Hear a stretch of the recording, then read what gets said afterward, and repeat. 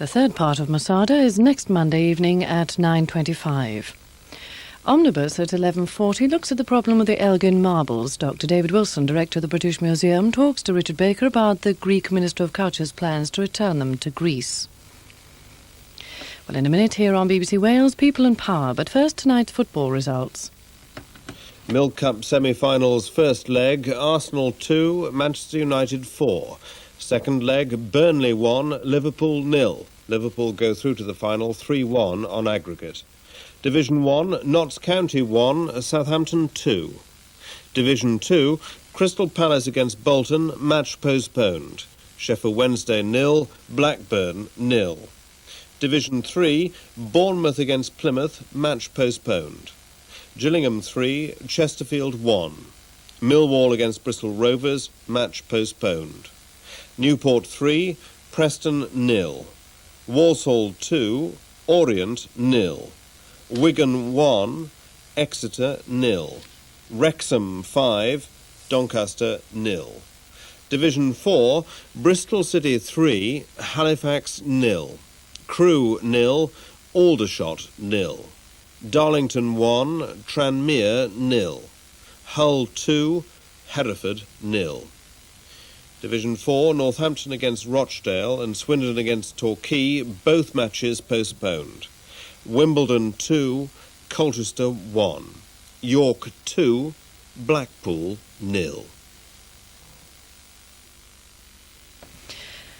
And here on BBC Wales now, David Dimbleby with People and Places.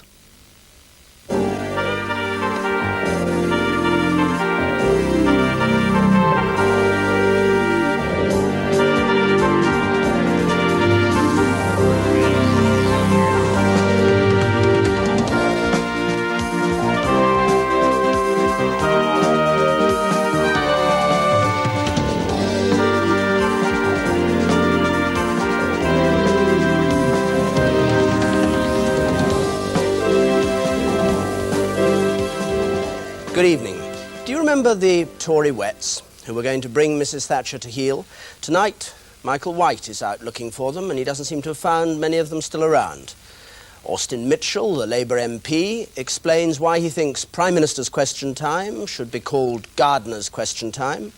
Enoch Powell is with us, just come here from the immigration debate in the House of Commons this evening, and though we won't only be talking about that. We've a report on the money and the effort that's being put into either side of the nuclear arms arguments.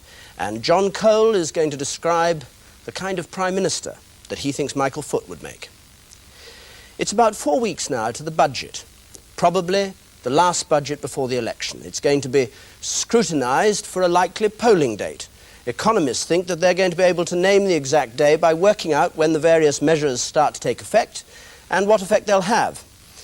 Perhaps it's the approach of an election that's denied us the usual rumours at this time of year of a revolt of cabinet wets over the Chancellor's rather dry proposals. Or perhaps the Chancellor is going to prove damp enough this time to satisfy them. Anyway, here's Michael White. Whatever became of the wets? You do remember the wets. They were the Tories who were going to knock that silly right-wing nonsense out of Mrs. Thatcher's head once she was nicely settled in at number 10. Men like Jim Pryor, Francis Pym, Peter Walker, Peter Carrington, and Ian Gilmore, of whom a colleague once said, "So wet you could shoot snipe off him." Not forgetting Norman St. John Stevens. So many of them were in the cabinet because the Blessed One, as Mr. St. John Stevens was still calling her at the time, had relied heavily on that honorary wet, Willie Whitelaw. Wet Willie, but also loyal. Like a duckling, transferring to Margaret the loyalty he had once shown to that enormous wet rain cloud which hung over the new government, Mr. Heath. Not that they were called wets in 1979. Mrs. Thatcher had yet to revive this term of abuse for those who didn't believe in monetarism. So dogmatic. Privatisation. The unions won't have it. Bashing the unions. I say, steady on. Squeezing social services. Impossible. Or even having 3.2 million people on the dole. Electoral suicide. In short, they were traditional Tories, chaps with a bob or three who wanted the country ran as it always had been. By us. With compassion, gradual reform, consensus, but not with ostentatious efficiency. Alas, poor wets. 4 years later, they're routed. They fought hard in Cabinet, even harder in the Sunday papers. We were always hearing... Tory anti-Maggie rebellion grows. But also... Tory critics will keep protests within bounds. They even won some battles on spending cuts, school transport and Rhodesia, which didn't help. Gilmore and later St John Stevens would make an annual speech in code, defiantly praising the Wets' patron saint, not Mr Heath but Mr Disraeli. Agriculture Minister Walker would boast how government intervention was saving industry, the agricultural industry.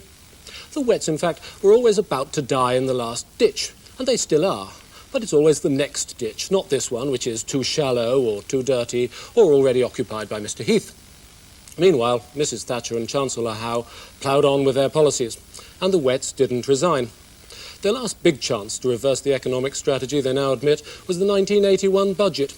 Gilmore, Pryor and Walker even had a secret breakfast together, but, so the tale goes, were talked into... staying on and fighting inside the Cabinet. By Mr Pym, who was loyal to Mr Whitelaw, who was loyal to, yes, Mrs Thatcher.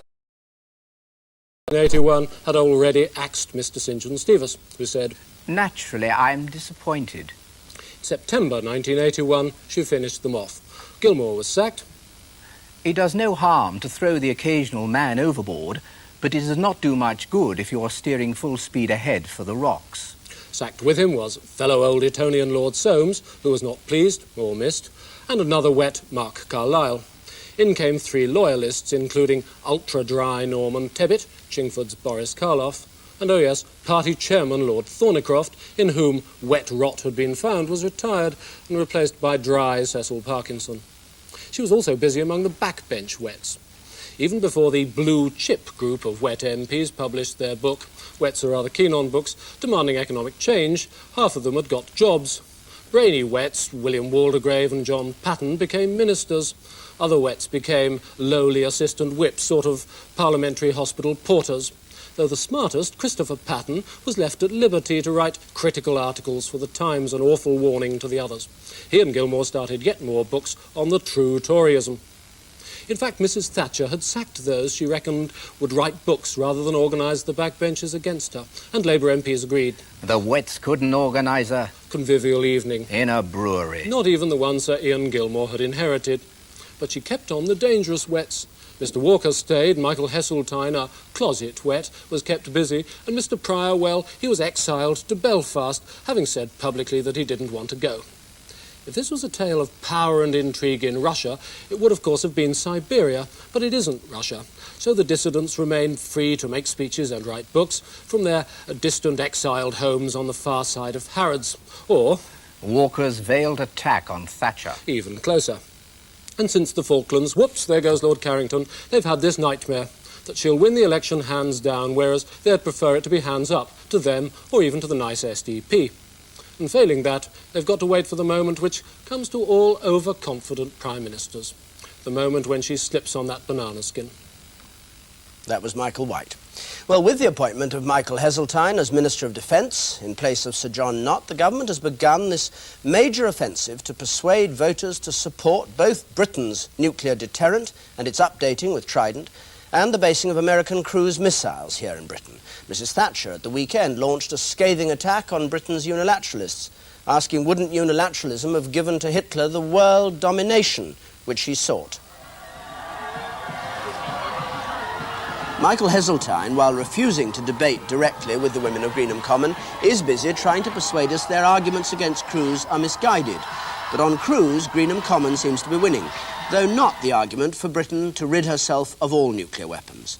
A recent poll by Gallup for the Daily Telegraph found that unilateral nuclear disarmament seemed a bad idea to 65%, a good idea for just 28% of people polled, and 7% didn't know.